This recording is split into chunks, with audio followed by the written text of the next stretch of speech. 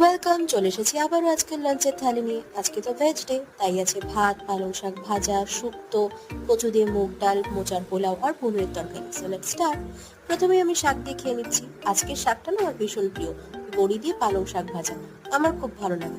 আচ্ছা, তোমরা কারা কারা পালং শাক ভালোবাসো? নেক্সট হচ্ছে শুক্তো।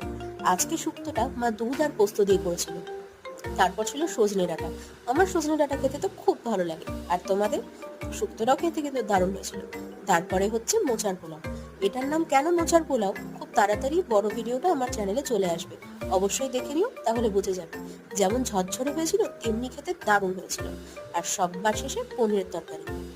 পনিরের তরকারিটা বেশ আজকে কষা কষা করেই মা করেছিল, খেতে ভালোই লাগছিল, কিন্তু সাথে আবার একটু মোচার পোলাও নিয়ে নিলাম। তাই মোচার পোলাও আর পনির দিয়ে মেখে মুখে দিয়ে নিলাম, এত ভালো হয়েছিল না কি বলবো। তো যাই হোক, এই ছিল তো আমার আজকের দুপুরের lunch. What was your lunch? By.